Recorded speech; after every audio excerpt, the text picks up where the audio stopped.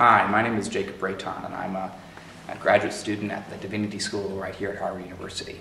And I'm making this video to tell you about an exciting journey that I'm taking part in called the Harvard Right to Serve Tour.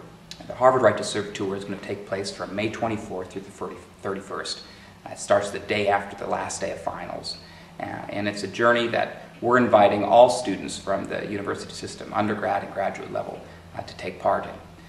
The tour seeks to confront the injustice that is don't ask, don't tell. What we're doing for a week, 30 students from across the university system are going to get on a bus, and we're going to go to 4 cities across America to highlight the injustice of don't ask, don't tell. In each city, we're going to have one Harvard student who is gay, lesbian, or bisexual try to sign up for the service, a student who really wants to serve their country as an openly gay or lesbian or bisexual person. And because of don't ask, don't tell, we know that their desire to serve will be rejected. And when that happens, what we're going to do is we're going to sit in at the recruitment center that rejects them. A bit of history about don't ask, don't tell. It was signed into law in 1993 by President Clinton. Since it's been signed into law, over 12,000 people have been kicked out of the armed forces because they are gay, lesbian, or bisexual. In my mind, it is the most discriminatory law in the country today. It is just clear-cut government-sanctioned discrimination, and it has to end. Since the law has been passed, there has been a bill introduced into the United States House of Representatives called the Military Readiness Enhancement Act, which would end the ban. But in the 15-year history of don't ask, don't tell, there has never been a law in the United States Senate that would end the ban. The Harvard Right to Serve Tour seeks to fix that. We are taking out across this country to try to get a bill introduced into the United States Senate. And we're going to 4 cities across America where we're targeting 5 U.S. senators, asking them, will they have the courage to be the senator that introduces this important piece of legislation? And the senators that we're targeting are Senator Ted Kennedy, right here in Boston, Senator Susan Collins, a Republican from Maine, who's also on the Armed Services Committee with Ted Kennedy, and then the 3 presidential candidates, Barack Obama, Hillary Clinton, and John McCain. I want to tell you a little bit about why I think this is important. We live in a society and a world where I feel that young people don't do enough, or at least I fear that they don't do enough to be agents of change. We read with, I think, inspiration and great respect those of the 1960s and 70s, those young people who so courageously broke out for freedom's sake. They fought for free speech, they fought for civil rights, they fought for women's rights. Today I feel that there's not that same sort of activist spirit. There can be, there should be, and this tour is going to try its best to reinvigorate that activist spirit right here at Harvard University. A bit about myself. I am a great gay rights activist. I've done gay rights activism since I came out in high school.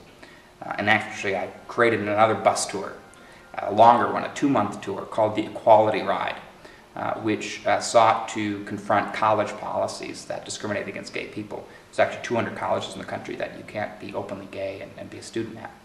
And the reason why I'm telling you about this is I want to tell you a story about the day the Equality Ride began that really inspires me as a young activist, and I hope will inspire you to join us on our tour. Before the Equality Ride began, the head of Soulforce, the organization that was in charge of the Equality Ride, said to me, Jake, if you could have anybody speak to you on the eve of your journey, who would it be? Anybody in America to inspire you and your fellow riders. And I said, well, you know, if it could be anybody, it'd have to be John Lewis, the civil rights hero of the 1960s, who was the youth activist, really, during the civil rights movement. He spoke at the March on Washington with King. He led the march from Selma to Birmingham.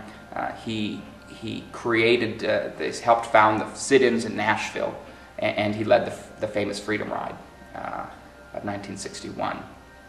And so we wrote to John Lewis, and Congressman Lewis wrote back to us. He said, I'd be happy to talk to the Equality Riders before they start their journey. And I want to share with you a story that John shared with me about youth activism. John said to us, and we were in the Capitol building, and he said, when I was younger than you, I had heard about a guy, Dr. King, And I wrote him a letter saying, I really admire your work, and I would love to join you in what you do. And Dr. King wrote him back, and he said, Dear John, we would love to have you join us. Here's a Greyhound bus ticket. Please come. And so as he's packing his bags on hope and faith and belief that our country could be a better nation, his mother comes into the room, and she's nervous and she's scared for John, because she knows that Dr. King is really an activist who takes to the streets and gets arrested and all these things that she doesn't want John to be a part of. And so she says to John, she says with tears in her eyes, John, whatever you do, just don't get in the way and don't get in trouble. And John looked at us with a smile on his face, and he said, I'm so happy that I got in the way and that I got in trouble, because I got in good trouble, necessary trouble. And it's the role of youth in any society to get in trouble and to get in the way for the cause of justice. And with that, he said, I send you out across this nation to get in the way and to get in trouble for the cause of justice. Ever since he said that, that stuck with me. That the role of youth in any society is to get in the way and to get in trouble for the cause of justice. There's no reason why our generation shouldn't be the same. We ought to get in the way and get in trouble for the cause of justice. We ought to stand up against the most discriminatory law in our country and say no more. Youth have a special ability to dream about a better tomorrow and demand it today. And I hope you will join us May 24th through the 31st in our journey across America to get in the way and to get in trouble for the cause of justice on the Harvard Right to Serve Tour. And in doing so, I hope you will join with youth of generations past who have done the same. Youth who has seen the injustice and refused to ignore it, who had heard the call to do justice and could not turn away.